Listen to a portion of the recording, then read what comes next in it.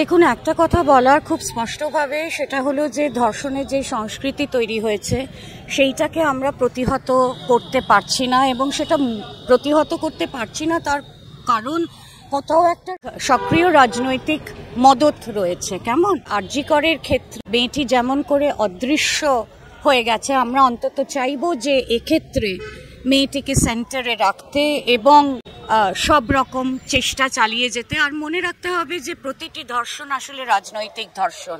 ধর্ষণ সবসময় হয়েছে, সেটা একাল ওকাল বলে কোনো লাভ নেই, কিন্তু ধর্ষণের যে ল্যাঙ্গুয়েজ, সেই ল্যাঙ্গুয়েজ কিন্তু চেঞ্জ করতে করতে যাচ্ছে, এবং এখন এটা একটা প্রদর্শনীতে চলে গেছে, স্পেকটেকলে চলে গেছে, যেখানে আমরা খুব সহজে উইটনেস রেখে রেপ করছি এবং অনায়াসে রেপ করছি এবং মনে করছি যে আমরা ছাড় পেয়ে যাব। সেই জায়গা থেকে তো এটা হয়, অর্থাৎ ভয় ডর কিছুই আমাদের আর নেই। আর আরেকটি কথা এই ভেসে ভেসে আসছে যে ছেলেটির মানসিক বিকৃতি ছিল।